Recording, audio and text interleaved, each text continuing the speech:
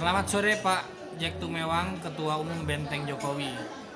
Menyikapi tentang tuntutan Ormas Islam agar pilkada ditunda, ada Komnas HAM, ada beberapa tokoh, ada dari Ketua MPR RI Bambang Susatyo dan Koalisi Tunda Pilkada.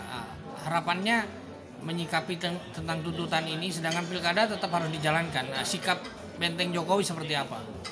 Terima kasih. Saya Jack Tumewang menyikapi perkembangan COVID ini yang akan mempengaruhi pelaksanaan pilkada, maka kami berpikir kalaupun memang dia naik terus dalam waktu tempo sesingkat-singkat ini, COVID naik terus, maka kami mengusulkan juga kepada Pak Jokowi untuk bisa menunda pelaksanaan pilkada. Tapi kalaupun dalam waktu 1-2 bulan ke depan COVID ini menurun, kita berharap tetap dilaksanakannya pilkada agar kesinambungan dari COVID antara COVID, pelaksanaan pemilu dan peningkatan pemulihan ekonomi bisa berjalan dengan baik. Nah, kira-kira kalau dilaksanakan, apakah bisa mencegah atau menghalangi atau membuat prosedur yang protokol kesehatan atau adaptasi kebiasaan baru? Kalau buat kami berharap kalau memang pun dilaksanakan itu lebih diperketat aja protokol dari COVID ini untuk masa COVID ini agar Indonesia itu, masyarakat Indonesia itu bisa mengikuti aturan main yang dibuat oleh pemerintah. Nah, mungkin pemerintah membuat aturan hanya untuk kepentingan pribadinya, tapi untuk kemaslahatan masyarakat Indonesia. Nah, soal aspirasi dari ormas-ormas ini, kira-kira Jokowi perlu mendengar nggak? Atau memanggil atau mendiskusikan bersama? Kami berharap aspirasi ini masih bisa dilaksanakan terus agar setiap pandangan dari masyarakat ini pemerintah bisa mendengarkan langsung aspirasi, jangan didiamkan, karena kalau hanya didiamkan oleh pemerintah akan timbul gelombang lebih jauh ke depan.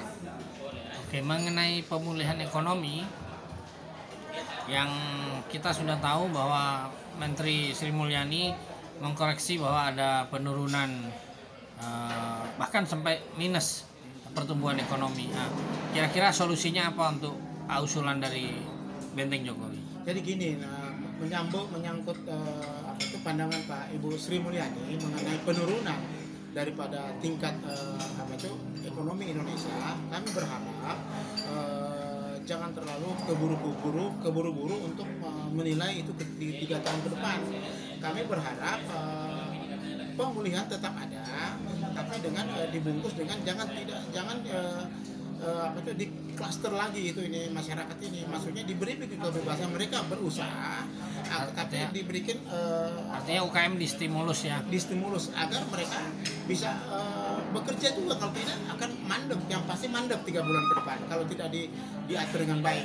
Justru itu kami mengusulkan, waktu kemarin ada webinar, mengusulkan bahwa biarlah dibuka sedikit, tapi protokoler itu dijaga ketat oleh, misalnya dipakai polisi, Kapolri Praja dan tentara untuk memperketat disiplin dari masyarakat agar tetap mereka juga aktivitas dan ekonomi jalan.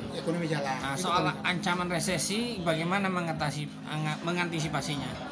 Nah, kalau untuk mengatasi ancaman resesi ini kan tetap kita harus ada persatuan dan kesatuan di seluruh lapisan masyarakat agar sama-sama, karena ini menghadapi ini di semua dunia sama, bukan hanya Indonesia. Iya, tapi kalau kita sama-sama bertekad untuk bangkit terus, untuk bisa beraktivitas terus, ya antara masyarakat, pemerintah, pastinya akan banyak PHK. Berarti harus ada solusi supaya mereka bisa bekerja.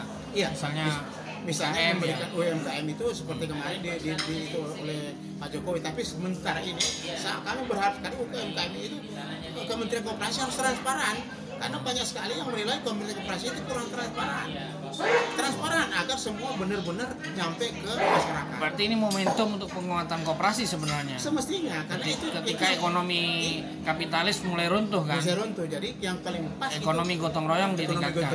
Dan ini harus distimulus ya Pak. Harus distimulus agar maksudnya semua lapisan masyarakat mendapatkan kepastian untuk berusaha ke depan. Oke. Gitu Pak. Oke, terima kasih Pak. Assalamualaikum.